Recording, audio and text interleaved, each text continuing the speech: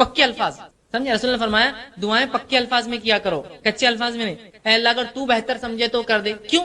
اللہ کو معلوم ہے کیا بتا, اگر اللہ بہتر ہو تو کر دے, تو بہتر سمجھے تو کر دے. کیوں؟ بہتر ہو تو کر دے, بہتر نہیں ہے تو مت کر. پکا الفاظ, کچے الفاظ مت ادا کیجیے, ایسے الفاظ مت ادا کیجیے ڈامہ ڈول والے ہو. یہ تو اللہ کے اوپر رسول اللہ فرماتے کوئی حاکم تھوڑی ہے جو طے کرے گا.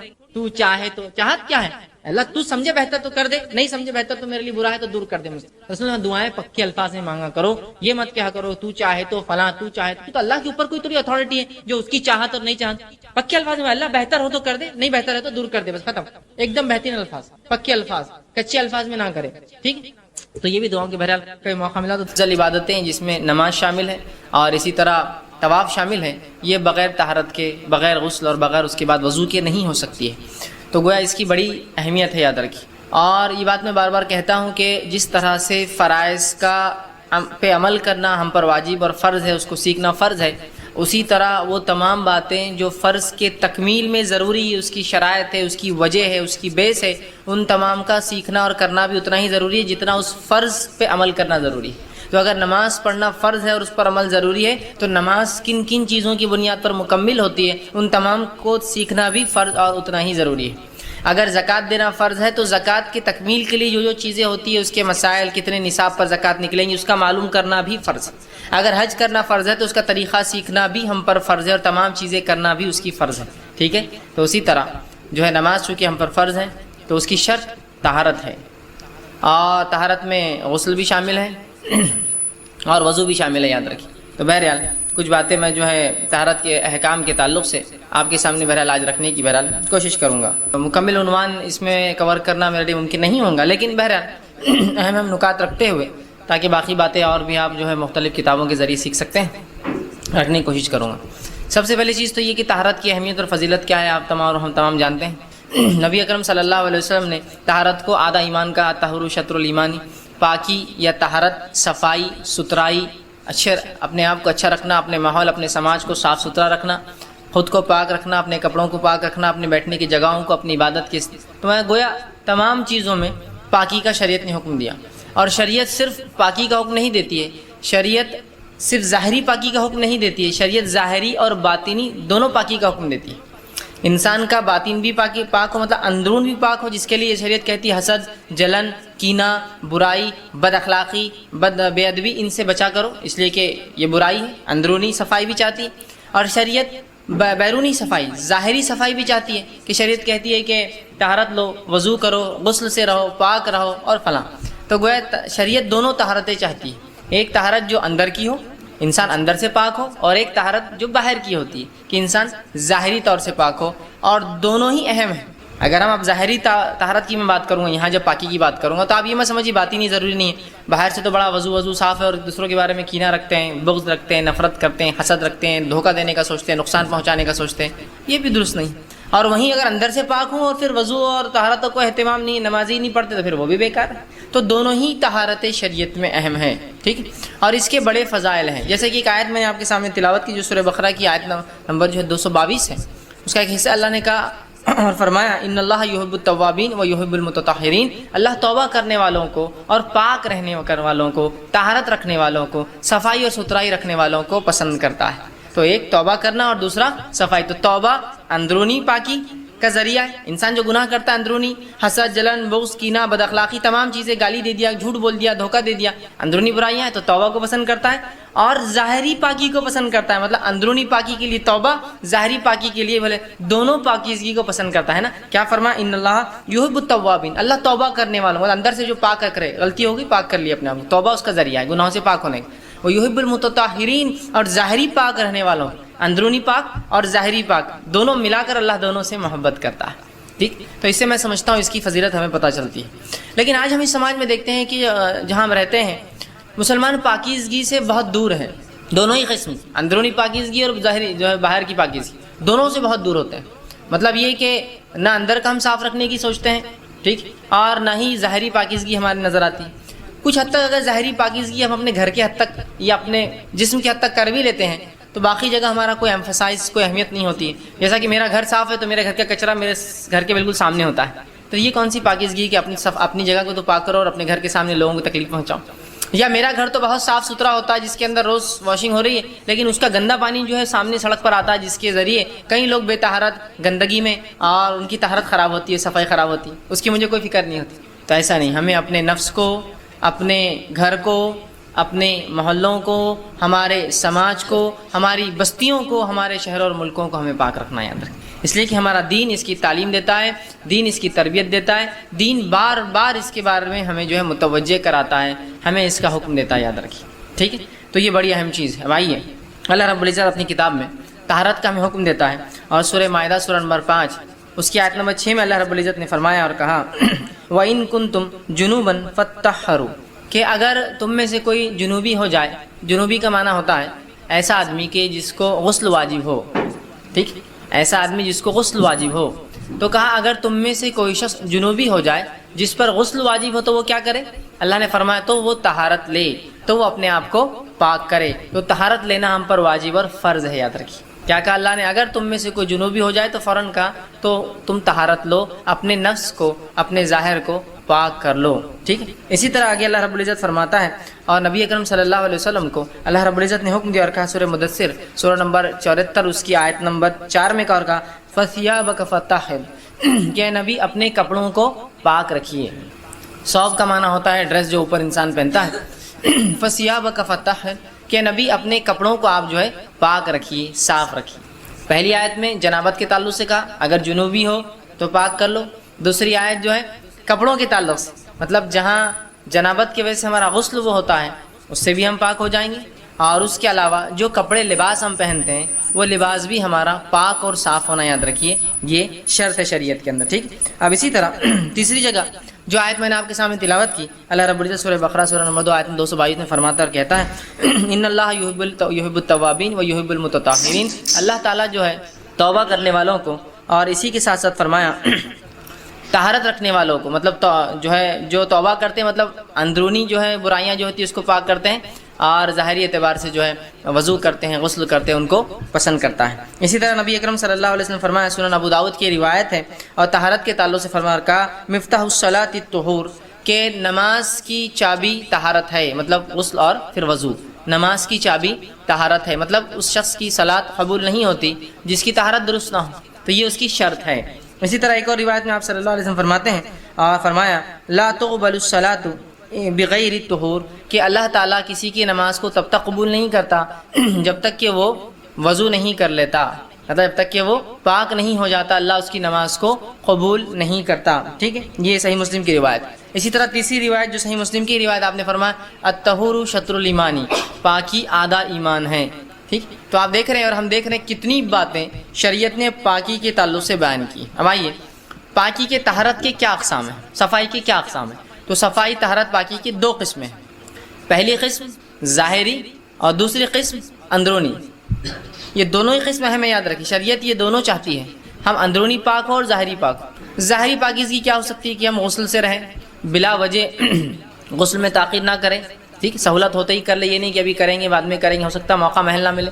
اسی طرح جو ہے ہم باوضو رہنے کی کوشش کریں، اور نماز تو بہرحال وضو کے بغیر قبول ہی نہیں ہوتی ہے۔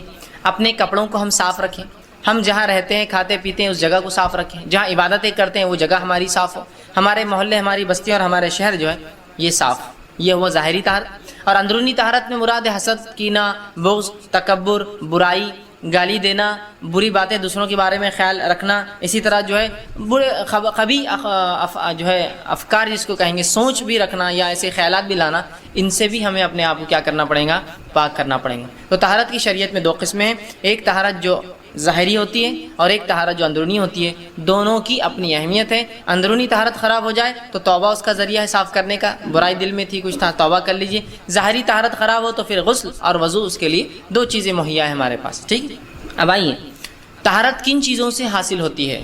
طہارت حاصل کرنے کو، پاکی حاصل کرنے کو، اور اب میں ظاہری، میرا جو اب پورا عنوان رہے گا ظاہری پاکی پر ہے۔ اب جو طہارت حاصل کرنا ہے ہم کو تو وہ کن کن چیزوں سے طہارت ہو سکتی ہے؟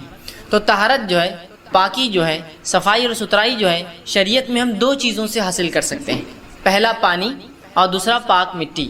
صاف پانی یا تو پاک پانی ظاہر سی بات ہے، اور صاف مٹی، پاک مٹی، یہ دو چیزوں سے انسان طہارت حاصل کر سکتا ہے، یاد رکھیے شریعت، ٹھیک۔ اس کے تعلق سے جو سادہ پانی جس کو ہم کہیں گے یا صاف پانی جس کو ہم کہیں گے، میں سادہ پانی اس لیے کہہ رہا ہوں کہ بہت ساری چیزیں ہوتی ہیں جن کو پانی کہا جاتا ہے لیکن وہ پانی ہوتے نہیں، جیسا گلاب کا پانی، پانی تو ہے لیکن گلاب ہے، سادہ پانی اس لیے میں کہہ رہا ہوں، مطلب پانی جو جھیل میں ہو، ندی میں ہو، سمندر کا ہو، بارش کے ذریعے جو آتا ہو، نہروں کے ذریعے جو نکلتا ہو، کنووں سے جو نکلتا ہو، یہ سادہ پانی ہے۔ اس میں کچھ ملاوٹ ہو جائے تو پھر وہ پانی تو ہوتا ہے لیکن اس کے ساتھ آپ گلاب کا پانی، عطر کا پانی، مطلب کوئی چیز لگ جاتی ہے، سادہ پانی ہونا ایک، اور دوسرا مٹی سے طہارت حاصل ہوتی ہے۔ پانی کے تعلق سے اللہ رب العزت اپنی قرآن میں فرماتا ہے اور کہتا ہے وَأَنزَلْنَا مِنَ السَّمَاءِ مَاءً طَهُورًا، سورہ فرقان سورہ نمبر 25 آیت نمبر 48 میں فرمایا کہ ہم نے آسمان سے پانی کو اتارا جو پاک ہوتا ہے۔ اب آسمان سے اترا ہوا پانی جھیل، ندی، نالے جس کو کہیں گے، کنویں اور نہریں اور جھیلوں میں اور سمندر، بحرانی تمام جگہ آپ کو مل سکتا ہے۔ اس پانی سے چونکہ یہ پاک ہے، یہ ہمیں طہارت دے سکتا ہے، یہ ہمیں پاک کر سکتا ہے، یاد رکھیے، ٹھیک۔ تو پہلی چیز پانی ہے جس سے ہم طہارت حاصل کر سکتے ہیں۔ اسی طرح نبی اکرم صلی اللہ علیہ وسلم فرماتے ہیں، اور بحقی کی جو ہے روایت ہے، آپ نے فرمایا پانی پاک کرنے والا ہے، الا یہ کہ اس میں اس کا بو، ذائقہ اور رنگ کسی بری چیز کی وجہ سے بدل جائے۔ پانی پاک ہے، پاک کرنے والا ہے، سوائے اس کے کہ اس کا رنگ، بو، اور آگے فرماتے ہیں اس کی بو، ذائقہ یا رنگ کسی چیز کے ملاوٹ سے، گندی چیز کی ملاوٹ سے بدل جائے تو تب اس سے وضو یا طہارت حاصل نہیں ہوں گی۔ ایسا پانی جس کا رنگ مکمل بدل جائے، جو پانی کہلانے لائق نہ ہو، بو تبدیل ہو جائے، مطلب پانی عموماً کوئی بو نہیں دیتا، ایسی تبدیلی آئے جو غیر فطری ہو، جیسا پانی میں گھاس آنے سے ایک بو ہوتی ہے لیکن اس سے کوئی فرق نہیں پڑتا ہے، غیر فطری، اتنی کوئی چیز مل جائے کہ اس کی خوشبو تبدیل ہو گئی، ٹھیک ہے۔ اسی طرح جو ہے اس کا جو ہے ذائقہ اگر تبدیل ہو جائے، ذائقہ تبدیل مطلب کوئی چیز کی ملاوٹ ایسی ہو جائے کہ اب وہ پانی کہلانے لائق نہیں ہے، آپ بول سکتے پانی لیکن گندا پانی، گندگی زیادہ اس لیے گندے کا لفظ ساتھ اٹیچ ہو گیا اسے، تو پھر ایسی تین اگر چیزیں بدل جائے تو پھر پانی نہیں رہیں گا اور اس سے طہارت جو ہے نہیں حاصل ہو سکتی، ٹھیک ہے۔ لیکن کیا ہے، رنگ، بو۔ اور ایک بات یاد رکھ لیجیے، پانی کو جو ہے جس کی تعداد مقدار بڑی ہو اس کو کوئی گندگی ناپاک نہیں کر سکتی، یہ بات بھی یاد رکھیے، ٹھیک ہے۔ انشاءاللہ تفصیلات آگے آئیں گی۔ جیسا کہ آپ ایک جھیل کے کنارے گئے، جس جھیل میں بھینسیں بھی نہ رہی ہے، انسان بھی نہ رہے، کتے بلی بھی اس میں ہے، اور لاشیں بھی پڑی ہے چڑیاؤں کی، کتے بلیوں کی غلاظت بھی دکھ رہی ہے، لیکن چونکہ وہ جھیل ہے، اس میں پانی کی تعداد بہت زیادہ ہے، جس کی بنیاد پر وہ پانی خراب نہیں کہلائیں گا۔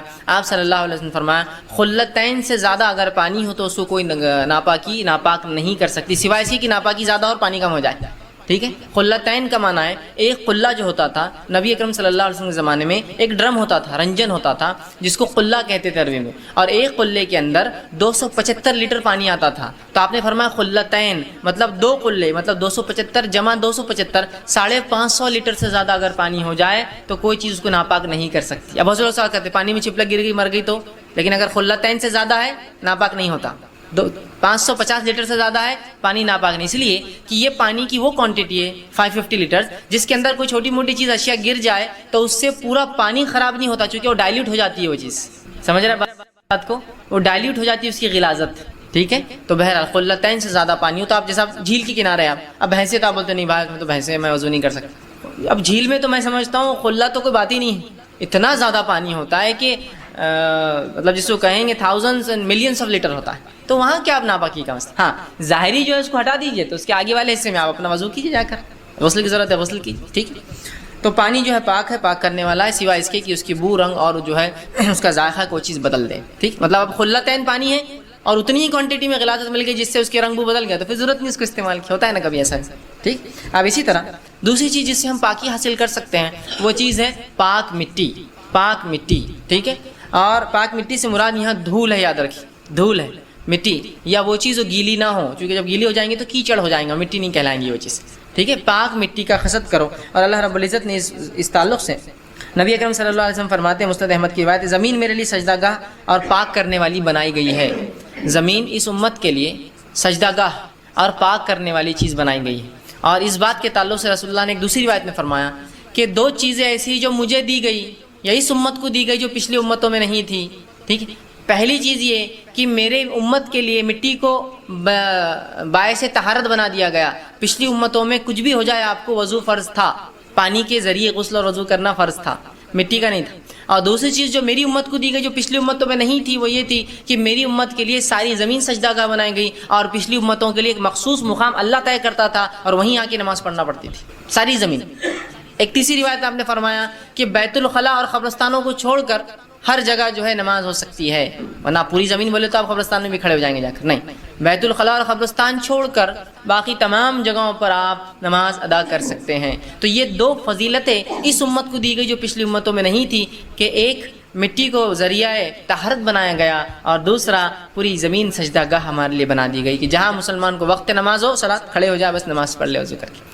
دوسرا اللہ رب العزت قرآن میں فرماتا ہے سورہ نساء سورہ نمبر 4 آیت نمبر اس کی 43 میں، اور فرمایا فلم تجدوا ماء فتیمموا صعیدا طیبا، اگر تم میں سے کوئی شخص اپنے بیویوں سے ملا ہو، رفع حاجت پیشاب پیخانے کو جا کر آیا ہو، اور اس کے بعد اللہ فرماتا ہے فلم تجدوا ماء، پھر تم کو پانی نہ ملے تو پھر کیا کرو، فتیمموا صعیدا طیبا، تو پھر تم پاک مٹی کا قصد کرو۔ صعیدا طیبا کا لفظ یاد رکھیے، اور پاک مٹی وہی ہوتی ہے جو سوکھی ہوتی ہے، گیلی مٹی پر شک ہے کہ کس چیز کی وجہ سے وہ گیلی ہوئی، ٹھیک ہے، تو پاک مٹی سے مراد سوکھی ہوئی مٹی، اور مٹی ہو یاد رکھیے، آپ پتھر پر ہاتھ مار لیں گے، آپ ریت پر ہاتھ مار لیں گے، ٹھیک ہے، اور سب سے بہترین ذریعہ ہے آپ سوکھی مٹی لائے، سوکھی مٹی پاکی ہوتی کبھی بھی، چھان لے، جو مٹی نکلی وہ بہترین ہو جائیں گے، یا کچھ نہ ہو تو گھروں میں دھول جمع ہوتی جس جگہ، دھول پر آپ کو ہاتھ مارنا پڑیں گا، اس لیے کہ وہاں مٹی ہوتی، ٹھیک ہے، مٹی پر ہاتھ مارنا۔ انشاءاللہ طریقہ آگے لوں گا میں، غسل کا، وضو کا اور تیمم کا، اس میں تفصیلات آئیں گی، لیکن طہارت دو چیزوں سے اس امت کو حاصل ہوتی ہے، پہلا پانی سے، ٹھیک ہے، اور دوسرا پاک مٹی سے، پاک پانی، سادہ پانی، پاک مٹی سے ہمارا جو ہے تیمم ہوتا ہے۔ کیچڑ پہ یاد رکھیے اعتماد نہیں کر سکتے ہم، اس لیے کہ وہ گیلا ہوتا ہے۔ اسی طرح تیمم کے تعلق سے جو لوگوں کو شک ہوتا ہے کہ جیسا آپ مثال کے طور پر نماز کا وقت ہوا، پانی نہیں ملا، تیمم کے لیے آپ گئے، آپ نے تیمم کر لیا، آپ تیمم کر کے آ گئے، نماز وہ ہو گئی، اس کے بعد آپ کو پانی میسر آ گیا، تو لوگ سمجھتے ہیں یار پچھلی نماز نہیں ہوگی اپنی، اب پھر سے نماز کے لیے چلو وضو کر لو، تیمم کر لو۔ دیکھیے ایسا نہیں ہے، جو عبادت جس حالت میں ہو گئی وہ ہو گئی۔ مثال کے طور پر کل تک میں زکوٰۃ کا لائق نہیں تھا، میرا نصاب کو مال نہیں پہنچتا تھا، اب یہ سال پہنچا تو کیا میں پچھلے سال کا بھی ارادہ کر لوں کہ نہیں پچھلا بھی دے دے تو یار کچھ نکال کے، ضرورت ہی نہیں ہے اس کی۔ آپ تب جس حالت میں تھے اس حالت کو شریعت کاؤنٹ کرتی ہے آپ کی، تو اب جب جس حالت میں آپ نماز کے لیے جا رہے تھے تب پانی نہیں ملا، آپ نے تیمم کر لیا، آپ کی وہ نماز ہو گئی، آپ دہرانے کی اس کو ضرورت نہیں ہے، یاد رکھیے، ٹھیک ہے۔ اس لیے کہ نبی اکرم صلی اللہ علیہ وسلم، صحیح بخاری کا ایک واقعہ ہے کہ جو ہے معاف کرنا ترمذی کی روایت ہے، کچھ صحابہ کو یہ ہوا کہ کیا جب ہم تیمم سے وضو کر لیتے ہیں، مطلب طہارت حاصل کر لیتے ہیں، نماز پڑھ لیتے ہیں، تو اس کے بعد پانی مل جائے تو کیا پھر ہم کو دہرانا پڑے گا؟ جیسا 2-4 دن ہو گیا عرب کا اس ماحول میں، 2-4 دن ہو سکتا پانی نہ ملے۔ تو نبی اکرم صلی اللہ علیہ وسلم کی جب یہ بات صحابہ کی سنی آئی تو آپ نے کہا اور فرمایا پاک مٹی مسلمانوں کے لیے وضو ہے، پاک مٹی مسلمانوں کے لیے وضو ہے، چاہے 10 سال پانی نہ ملے، مطلب تیمم مکمل قائم مقام ہے وضو کا، 10 سال تک بھی اگر پانی نہ ملے اور تم کو تیمم کرنا پڑے تو تمہاری نماز درست ہے۔ یہ امپورٹنس، اہمیت بتانے کے لیے ہوتا نا، آپ بولتے نا 10 سیو جی، سینکڑوں، ہزاروں لوگ تھے، تو ایگزیکٹلی 1000 نہیں ہوتے ہوں، ایک پیمانہ ہوتا ہے رفلی بتانے کے لیے۔ تو آپ نے کہا 10 سال بھی، کہ تو صحابہ گھبرا رہے تھے کہ اب ہم سفر کو 3-4 دن تھے، اب پانی نہیں ملا، تو کیا شہر میں آنے کے بعد پانی ملنے کا وضو کر کے پھر سے پوری نمازیں پڑھے؟ تو اس پہ آپ فرما رہے ہیں کہ تیمم مسلمانوں کے لیے وضو کا قائم مقام ہے، بدل ہے، چاہے 10 سال پانی نہ ملے، مطلب 10 سال تک بھی ایسی نماز پڑھے تو تمہاری نماز درست ہے۔ جب پانی حاصل ہو جائے تو اپنے جسم کو اس سے صاف کر لیا کرو، اور جب پانی مل جائے تو اپنے جسم کو اس سے صاف کر لیا کرو۔ اس سے مراد یہ کہ سمجھ لیجئے مجھے، اور یہ ایک بات اور یاد رکھیے، تیمم کا وضو اور تیمم کا غسل دونوں کا ایک ہی طریقہ ہے۔ غسل کے لیے بھی تیمم کیا جاتا ہے اور وضو کے لیے بھی تیمم کیا جاتا ہے، اس کے دونوں کو الگ ٹائپ نہیں ہے کہ غسل کا تیمم الگ اور وضو کے لیے الگ، ٹھیک ہے۔ تو آپ سمجھ لیجئے مجھے غسل کی ضرورت تھی تو میں نے تیمم کر کے نمازیں پڑھ لی، سفر پہ تھا میں، اب جب آ گیا ہوں جہاں پانی مجھے میسر ہے تو اس کے بعد میں اپنے آپ کو نہانا آپ ضروری ہے میرے لیے، کیونکہ اگلی نمازیں پڑھنا ہے، اس کے لیے مجھے وضو ضروری ہو گیا، ٹھیک ہے۔ تو اس کے لیے آپ فرما رہے ہیں کہ جب پھر پانی مل جائے تو اپنے آپ کو پاک کر لو، مطلب جو چیز کی وجہ سے تمہیں تیمم کی مجبوری تھی، یا پانی نہیں تھا، یا ضرورت تھی وضو یا غسل کی اور پانی نہیں ملا، تو آپ پاک کر لو اپنے آپ۔ لیکن اس کا ہرگز معنی یہ نہیں ہے کہ آپ پھر پاک کر کے پوری نماز دہرائے، جو ہو گئی اس میں ہو گئی۔ جیسا کہ میں مثال دوں گا، تیمم ایک اسٹیپنی ہے گاڑی کی، تیمم گاڑی کا اسپیئر ویل ہے، سمجھے؟ اگر آپ کے مین ویل پنکچر ہو جائے، گاڑی کا جو اصل ٹائر ہے، اور آپ نے اسپیئر ویل اسٹیپنی لگا دی گاڑی کو، اور آپ نے اس پہ سفر کیا، سمجھیے 100 کلومیٹر، تو 100 کلومیٹر وہ سفر ہوتا ہے یا نہیں ہوتا ہے؟ ہوتا ہے نا۔ لیکن 100 کلومیٹر کے بعد جب آپ کو دکان مل جاتی ہے، آپ فوراً اپنے ریل ٹائر کا پنکچر بناتے ہیں اور اس پہ لگا دیتے ہیں، تو کوئی یہ بولے گا نہیں وہ 100 کلومیٹر سفر نہیں، اور پھر واپس جا کے آئیں گے اپنے اصل ٹائر پہ، ضرورت ہی نہیں ہے اسے، اس لیے کہ سفر ہو گیا۔ اسی طرح تیمم بھی ایک مجبوری کی چیز ہے جو استعمال کی جاتی ہے، لیکن مجبوری کے استعمال کا ہرگز معنی ہی نہیں کہ وہ استعمال کی مجبوری میں استعمال درست نہیں تھا، اس کا وہ کام ہو گیا، وہ عبادت آپ کی ہوگی، اب ضرورت نہیں اس کو کرنے، سمجھ گیا بات۔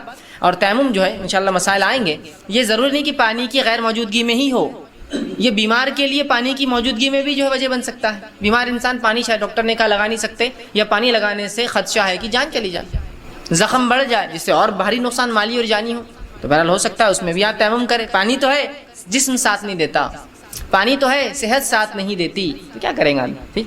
اسی تعلق سے ایک واقعہ آتا ہے کہ عمرو بن عاص رضی اللہ عنہ, سخت ٹھنڈی تھی اور ایسی جاڑے کی رات تھی اور آپ بیمار تھے کہ اگر غسل کرتے اور غسل کی ضرورت تھی آپ کو تو امکان تھا کہ آپ کو ڈر تھا کہ مر جاؤں گا. مطلب بیمار زیادہ تھے, اور عرب کی اس سردی کو آپ اندازہ لگائیے, وہ ہماری سردی جیسی نہیں ہوتی, بہت سخت سردیاں ہوتی ہے, تو آپ ڈر رہے تھے کہ کہیں امکان نہ, تو آپ نے اس معاملے میں جو ہے تیمم کر لیا. انشاءاللہ مسائل اس کے آگے آئیں گے. ٹھیک. اب آئیے, نجاست جو ہے وہ کیا ہوتی ہے, گندگی کیا ہوتی ہے. تو گندگی دیکھیے, ہر وہ چیز جو, یا نجاست کے اقسام جس کو کہیں گے ہم, وہ ہوتی ہے جو انسانی جسم سے نکلتی ہے, جس کو عام زبان میں کہوں گا پیشاب اور پیخانے کے ذریعے سے نکلنے والی چیز نجاست ہے. یا الاحد الصمد الذی لم یلد ولم یولد ولم یکن له کفوا احد, اس طرح سے انہوں نے الفاظ کی. آپ صلی اللہ علیہ وسلم کہا اس نے اللہ کے اسم اعظم سے دعا کی, اس کی دعا تو رد نہیں ہونا ہے.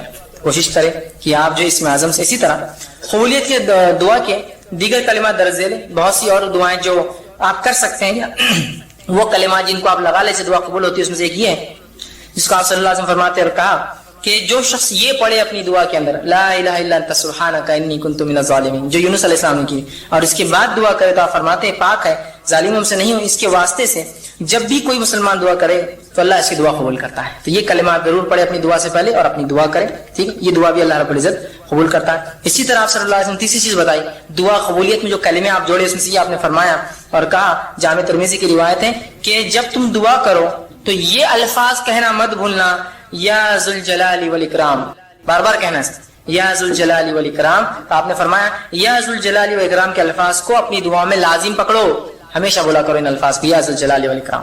ابو مسعود رضی اللہ عنہ فرماتے اور کہتے ہیں, یہ جو ہے بخاری کی روایت, آپ نے فرمایا کہا جس نے رات کو سورۃ البقرہ کی آخری 2 آیتیں پڑھ لی, جس نے رات کو سورۃ البقرہ کی آخری 2 آیتیں پڑھ لی, تو فرماتے اور کہتے ہیں صلی اللہ علیہ وسلم کا یہ اس کے لیے کافی, یہ 2 سورۃ البقرہ کی آخری آیتیں اس کے لیے کافی. کچھ محدثین لکھتے کافی سے مراد یہ کہ اگر وہ دنیا سے چلے جائے تو نجات کے لیے کافی, اگر مر گیا نیند, کیونکہ نیند میں ہماری روحیں جمع کر لی جاتی ہے, اللہ جس کی چاہتا ہے واپس بھیج دیتا ہے, اور جس کی چاہتا ہے وہیں رکھ لیتا, واپس نہیں آتی اور نیند میں انتقال کرے. تو جب ہم سو رہے ہیں اور سورۃ البقرہ کی آخری 2 آیتیں, آیت نمبر 285 اور 225, جو شخص یہ 2 آیتوں کو پڑھ لیتا ہے, کیا ہوتی ہے 2 آیتیں اس کے لیے کافی. تو ایک معنی ہے مر گیا تو نجات کے لیے کافی. دوسرا معنی جو حافظ ابن قیم الجوزی رحمہ اللہ فرماتے اور کہتے ہیں, دوسرا معنی یہ ہے, صحیح بات رشتہ حدیث کا مفہوم وہ لکھتے ہیں یہ ہے کہ سورۃ البقرہ کی آیتیں پڑھنا اسے ہر تکلیف دے اور شر سے محفوظ رکھنے, سورۃ البقرہ کی یہ 2 آیتیں پڑھنا وہ ہر شر اور ہر برائی دور رکھنے کے لیے, محفوظ رکھنے کے لیے کافی. اسی طرح جو ہے گناہوں سے توبہ اور استغفار, جو میں نے کہا نا یہ بہت لازم ہے, اس لیے کہ اگر کسی کو کام نہیں مل رہا ہے, روزی میں کمی ہے, تو اس لیے ضروری ہے کہ وہ توبہ اور استغفار کرے. اللہ رب العزت نے سورہ نمبر 71 اور آیت نمبر 10 سے لے کر جو ہے 12 کے اندر اللہ سبحانہ تعالیٰ فرماتا ہے, نوح علیہ الصلوۃ والسلام نے اپنی قوم کو دعوت دی اور کہا فقلت استغفروا ربکم انہ کان غفارا, اور اے اللہ میں نے قوم کو دعوت دی اور کہا کہ تم اللہ سے استغفار کرو, انہ کان غفارا, تم دیکھو گے کہ جو ہے تم اگر معافی مانگو تو میرا رب جو ہے معاف کرنے والا ہے. یرسل السماء علیکم مدرارا, اور تم پر جو ہے موسلا دھار بارش جو ہے برسا دیں گا. ویمددکم باموال وبنین, اور تمہارے میں اضافہ کر دیں گا, مال میں تمہارے اور تمہارے لڑکوں میں اضافہ کر دیں گا. ویجعل لکم جنات ویجعل لکم انہارا, اور تمہیں بہترین باغات عطا فرمائیں گا اور تمہیں نہریں عطا. کیا کہا نوح علیہ السلام نے قوم کو, اے میری قوم استغفار کر لو, توبہ کر لو اپنے رب سے, وہ تمہیں معاف کریں گا, آسمان سے موسلادھار بارش برسائیں گا. کیوں؟ تم استغفار اگر توبہ کرو تو تم کو مال میں بڑھا دیں گا, لڑکوں میں بڑھا دیں گا, اور تمہیں باغات دیں گا اور نہریں جاری کریں. تو اس کے اندر اموال مال میں بڑھا دیں گا. کس کو مال میں بڑھائیں گا؟ استغفار کرنے. استغفار کے کئی فائدے, ایک یہ کنٹینیوسلی 3 آیتوں کے اندر آ رہے ہیں. کیا کیا فائدے؟ ایک, استغفار کرنے سے اللہ معاف کرے گا, استغفار کرنے سے آسمان سے موسلادھار بارش برسیں گی, استغفار کرنے سے مال میں اضافہ ہوگا, استغفار کرنے سے جو لڑکوں میں اضافہ ہوگا, اولاد ہوں گی, استغفار کرنے سے باغات اچھے, استغفار کرنے سے نہریں اللہ باغات میں. 6 فائدے اٹھا لیجیے استغفار, اللہ سے معافی سے لے کر تو اپنی ہر چیز. تو مال میں اضافہ کیسے ہوگا؟ استغفار ہے نا. آپ نوکری کیوں چاہتے ہیں؟ تاکہ اسی محنت کر کے آ جائے, اس کے بدلے کچھ نہیں. مال چاہتے ہیں, مال میں اضافہ ہوگا تو استغفار کریں, کوشش کریں, توکل کریں, تقوی اختیار کریں. آخرت میں جب انسان جنت میں چلا جائے گا, سب سے عظیم نعمت جو اس کو ملیں گی, اور کافروں کو جو سب سے بڑا عذاب ملیں گے جو اپنے رب کو بنانے والے کو کبھی دیکھ نہیں پائیں گے, اور مومنوں کو سب سے بڑی نعمت جو جنت میں ملنے والی ہے وہ یہی نعمت ہے، یاد رکھیے کہ وہ اپنے رب کو دیکھیں گے. یاد رکھیے ایسے طبقے، ایسے فرقے، ایسے گروہ مسلمانوں میں گزرے جنہوں نے اللہ کے دیدار کا انکار کیا. اللہ کا ادراک کوئی نہیں کر سکتا، اور ہم اللہ کے دیدار کی بات کریں. دیدار مطلب دیکھنا، ادراک مطلب گھیرنا. جو شخص اللہ کے دیدار کا دنیا میں منکر ہے، وہ چاہے کوئی بھی ہو، پکا کافر ہے. اللہ کا دیدار ہم دنیا میں کیوں نہیں کر سکتے؟ رسول اللہ صلی اللہ علیہ وسلم نے فرمایا بے شک اللہ تعالیٰ سوتا نہیں ہے اور نہ سونا اس کی شان کے لائق ہے. وہ میزان کے پلڑوں کو جھکاتا ہے اور اٹھاتا ہے. رات کے اعمال دن کے اعمال سے پہلے اور دن کے اعمال رات سے پہلے اس کے سامنے پیش کر دیے جاتے ہیں. اس کا جو ہے پردہ نور ہے، اور اس پردے کو کھول دے تو اس کے چہرے کے نور جہاں تک پہنچیں گا اس کی مخلوق کو جلا ڈالیں گے. کیا فرمانے نبی کریم صلی اللہ علیہ وسلم، تم میں سے کوئی بھی شخص اللہ تعالیٰ کا دیدار نہیں کر سکتا حتیٰ کہ اس کو موت آ جائے. تو اہل سنت والجماعت میں اس مسئلے میں کوئی اختلاف نہیں ہے کہ اللہ کا دیدار روز قیامت مومن کرنے والے ہیں، اور ہمیں بھی یہی عقیدہ رکھنا چاہیے. اس کے برعکس کسی قسم کے عقیدے میں فسق اور فجور اور گڑبڑ ہم نے نہیں کرنا چاہیے. اس معاملے میں محتاط اور احتیاط کرنا چاہیے. اور درود و سلام اس کے آخری نبی محمد صلی اللہ علیہ وسلم پر. میں آپ سب کا استقبال اسلامی طرف سے کرتا ہوں. السلام علیکم ورحمۃ اللہ وبرکاتہ. الحمدللہ ہم تمام یہاں اس ہفتے واری درس کے لیے جمع ہوئے. انشاءاللہ عزیز اس مختصر سے وقت میں جس ٹاپک اور جس عنوان پر میں روشنی ڈالنے کی کوشش کروں گا وہ ہے دیدار الہی. یاد ہے، اور دیدار الہی کا معنی یہ ہوتا ہے کہ اللہ رب الدیدار، اللہ رب ال. اور یہ عنوان ایک ایسا عنوان ہے، یاد رکھیں، دیدار الہی، جس کی اہمیت یہ ہے کہ آخرت میں جب انسان جنت میں چلا جائے گا تو سب سے عظیم نعمت جو اس کو ملیں گی، یاد رکھیں آج اس عظیم کے تعلق سب سے بڑی نعمت ہے. اور کافروں کو جو سب سے بڑا عذاب ملے گا، یاد رکھیں اس عذاب میں یہ ہے کہ وہ اپنے رب کو بنانے والے کو کبھی دیکھ نہیں پائیں گے. اور مومنوں کو سب سے بڑی نعمت جو جنت ملنے والی ہے وہ یہی نعمت ہے، یاد رکھیے، کہ وہ اپنے رب کو دیکھیں گے. یاد رکھیں تو دیدار الہی، یاد رکھیے آج کا لیکچر جو ہے یہ سب سے عظیم، سب سے بڑی نعمت ہے جو اللہ رب العزت اپنے بندوں پر اپنے فضل، اپنے جود اور اپنے کرم سے کرنے والا ہے. اور یہی جس کو کہیں گے آخرت کے اعتبار سے بڑی نعمت ہے، اور کافروں کے لیے سب سے بڑا عذاب ہے کہ وہ کبھی نہیں جان سکیں ان کے بنانے والا، ان کا کریٹر، ان کا خالق کون ہے. یاد رکھیں تو لہٰذا اللہ رب العزت کو دنیا میں تو ظاہر سی بات ہے انسان کے لیے دیکھنا ناممکن ہے، لیکن یہ نعمت جو ہے انسان کو جو ہے آخرت میں ملیں گی. یاد رکھے اس کو بھی ہم کو سمجھنا. یاد رکھے تو یہ آخرت کی نعمت ہے، اور اس کا وعدہ اللہ رب العزت نے ہر مومن کے متقی کے کیا ہے جو جنت میں جائیں گا اور وہ پھر اپنے رب کا دیدار کریں گے. آئیے اس کے تعلق سے حدیث دیکھتے ہیں.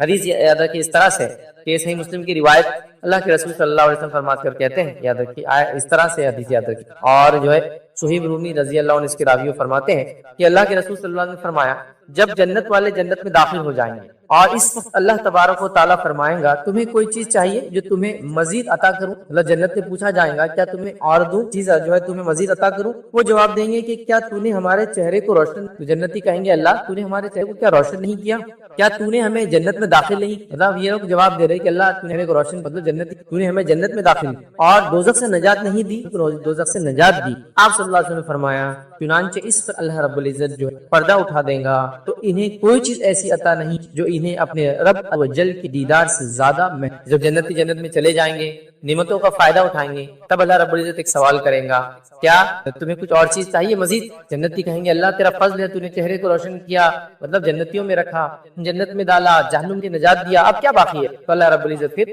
پردہ ہٹا دیا جائے گا اور وہ اپنے رب کو دیکھیں گے. اور اللہ کے رسول صلی اللہ علیہ وسلم فرماتے کہتے ہیں اور اللہ رب العزت کے دیدار سے زیادہ مطلب یہ سب سے محبوب چیز ہوگی. یاد رکھیں اس کا مطلب وہ جنت سب سے بڑی نعمت یہی ہے اور جہنم کا سب سے بڑا عذاب بھی یہی ہے. جنتیوں کی یہ کہ اپنے رب کو پیدا کرنے والے کو دیکھ پائیں گے اور جہنم میں سب سے بڑا عذاب یہ اپنے خالق کو کبھی دیکھ نہیں پائیں گے. یاد رکھیے تو یہ بڑی اہم چیز ہے. اور اس کے بعد اللہ کے رسول صلی اللہ علیہ وسلم نے سورہ یونس کی آیت نمبر 26 کا ایک حصہ تلاوت کیا اور فرمایا للذین احسنوا الحسنى وزیادہ. اللہ کے رسول نے آیت کا حصہ پڑھا اور فرمایا جن لوگوں نے بھلائی کی ان کے لیے خوبصورت جزا ہے، مطلب بدلہ ہے اور مزید ان کے لیے ہے. مزید اس کا معنی اور مفسرین نے اور محدثین نے لیا مزید ان کے لیے دیدار الہی، جو انہوں نے کیا اس کا خوبصورت بدلہ ہے اور جو انہوں نے کیا اس کا مزید اضافے میں دیدار الہی. اور وہ حدیث صحیح کے نعمت ملیں گی، اللہ سوال کریں گا، پھر اپنا دیدار کروائیں گا اور یہ سب سے بڑی نعمت ہے. اور یہ زیادہ ہے جنت میں جانا، یہی سب سے بڑی نعمت انسان کے لیے، مطلب جہنم سے نجات اور زیادہ ان کو دیا جائے گا. اور زیادہ سے مراد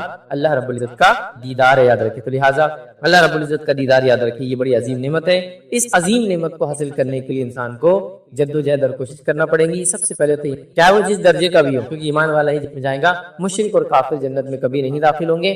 جب کبھی داخل نہیں ہوں گے تو کبھی رب کو دیکھ بھی نہیں پائیں گے. تو لہٰذا یہ کنڈیشن ہے. بہرحال آج ہمارا ٹاپک یہ نہیں ہے کہ کون کون سے اعمال کی وجہ سے دیدار الہی ہو سکتا ہے، لیکن بیسک کرائٹیریا کرائٹیریا اور کنڈیشن تو یہ ہے کہ ایمان والا کفر کی حالت میں نہ، اور پھر وہ اعمال کرے جن اعمالوں کے ذریعے انسان جنت میں جاتا ہے، ان اعمال سے بن جاتا ہے، اور پھر خواہش رکھی دیدار کرنے کی اللہ کی، یہ تمام چیزیں مل کر پھر ایک مومن بندہ اللہ کا دیدار، ٹھیک ہے۔ تو لہٰذا یہ ہم نے دیکھا۔ اب آئیے دیدار الہی کے تعلق سے کچھ باتیں ہم دیکھتے ہیں حدیث کی جو قرآن میں، اور ساتھ میں جو ہے آج کے ٹاپک کو ہم دو حصوں ڈیل کریں گے یا دو حصوں میں بانٹیں گے۔ پہلا دیدار الہی کے تعلق سے ہم دیکھیں گے قیامت کے دن اللہ کا دیدار برحق ہے، یہ ہونے والا ہے، اور دوسرا ٹاپک دیکھیں گے کہ دنیا میں اللہ کو یا دنیا میں اللہ کو کیوں کوئی نہیں دیکھتا، ٹھیک ہے۔ یہ دونوں باتوں کو ایک ساتھ دیں گے تاکہ ساری ایک ساتھ ہو جاتی ہے۔ تو آئیے سب سے پہلے دیدار الہی، اللہ کا دیدار حق ہے۔ یہ بات میں اس لیے کہہ رہا ہوں کہ ایسے طبقے، ایسے فرقے، ایسے گروہ مسلمان گزرے جنہوں نے اللہ کے دیدار کا انکار کیا، جس میں سب سے پہلے جو ہے معتزلہ، یہ وہ فرقہ تھا یاد رکھیں دیدار الہی کا انکار کیا، اور قرآن کو سنت کے بغیر یا منمانی تشریحات سے انہوں نے قبول کیا یاد رکھیں۔ اور یہ فرقہ عروج پہ تھا خاص طور سے جب امام احمد بن حنبل رحمہ اللہ حیات تھے، اور ان کے حیات میں یہ سیاسی طاقت بن، کیونکہ اس زمانے کے جو خلیفہ تھا اس نے جو ہے اہل سنت والجماعت کو چھوڑ کر یاد رکھی میں ہو جا کر شامل ہو گیا تھا۔ حالانکہ فرقہ اس سے پہلے موجود تھا، لیکن ابھی صرف کتابوں کی شکل، تقریری شکل کو پھیلا رہے تھے، لیکن ابھی ان کو پولیٹیکل طاقت، اور جب یہ کام تب بھی کر رہے تھے جب امام شافعی موجود تھے یاد رکھیں۔ امام شافعی رحمہ اللہ نے ان کے خلاف پورا محاذ کھڑا کر دیا تھا، اور یہ خلاف بات کرتے رہے، اسی کے اس میں امام شافعی کو جو ہے نظر بند کر دیا گیا، مطلب جیل میں تو نہیں ڈالا گیا، لیکن ہوتا ہے نا ایک گھر میں لے جا کر رکھ دینا اور گھر سے آپ باہر نہیں، کیونکہ امام شافعی کرتے تھے۔ حالانکہ ابھی یہ پولیٹیکلی طاقت میں نہیں آتا ہے، پھر ابھی صرف یہ اپنی تحریکوں کو پھیل، لیکن یہ انفلوئنشل ہو چکے تھے، منسٹر لیول تک وغیرہ جا چکے، تو لہٰذا امام شافعی کو سامنا کرنا پڑا۔ اسی کے اس میں سلسلے میں آپ کو جو ہے حجاز سے نکال کر جو ہے بغداد بھیج دیا گیا، کہا خلیفہ نے کہا بلا لو ان کو، کیونکہ کمپلین کی گئی وغیرہ وغیرہ کی یہ عجیب و غریب باتیں پھیلاتے ہیں، حالانکہ حق کی بات کر، کتاب و سنت کی بات کر، اور اسی سلسلے میں ان کا پہلی بار بغداد آنا ہوا، اور امام احمد بن حنبل سے ان کی ملاقات بھی، اور امام احمد بن حنبل نے ان کی شاگردین سے علم حاصل کیا، ساری چیزیں۔ پھر بعد میں امام احمد بن حنبل کے زمانے میں فرقہ پولیٹیکل طاقت بن گیا، اور یہ حکومت کا عقیدہ یہی بہرحال، تو وہ بھی گروہ اس میں شامل ہے جنہوں نے کہا کہ اللہ کا دیدار نہ دنیا ممکن ہے نہ آخرت، اور عجیب و غریب دلائل، لیکن اللہ کا دیدار برحق ہے کیونکہ یہ واضح دلائل سے، اور خاص طور سے بخاری مسلم کی روایت ثابت ہے جس کے اندر کس طبقے کو انکار نہیں، انہوں نے بھی انکار کیا لیکن تعویلات کی ان باتوں، منمانی تشریحات کی، بہرحال یہ چیز ثابت ہے، تو لہٰذا ہم کو عقیدہ رکھنا چاہیے۔ آئیے چند بات کے چند دلائل دیکھتے ہیں کہ دیدار الہی، اللہ کا دیدار کیسے حق ہے۔ پہلی دلیل اس کے لیے ہم دیکھیں گے اللہ رب العزت کا فرمان کہ اللہ کو لوگ دیکھیں گے۔ اللہ سبحانہ تعالیٰ فرماتا ہے، کہتا ہے سورہ قیامت سورہ نمبر 75 اور اس کی آیت نمبر 22 اور 23 میں اللہ فرماتا ہے، کہتا ہے وجوہ یومئذ ناظرہ الی ربہا ناظرہ، اللہ فرماتا ہے کہتا ہے اس روز جنتیوں کے چہرے جو ہے گفتہ تر و تازہ ہوں گے اور با رونق ہوں، اللہ فرماتا ہے کہتا ہے با رونق ہوں گے اور دیدار الہی سے مشرف ہوں گے۔ اس دن مومنوں کے چہرے ایک دم جس کو ہم کہتے ہیں تر و تازہ ہوں گے، اور تر و تازہ کے ساتھ ساتھ یاد رکھیے رونق دار ہوں گے، اور وہ اللہ رب العزت فرماتا ہے دیدار الہی سے مشرف ہوں گے۔ تو یہ قرآن کی یاد رکھیے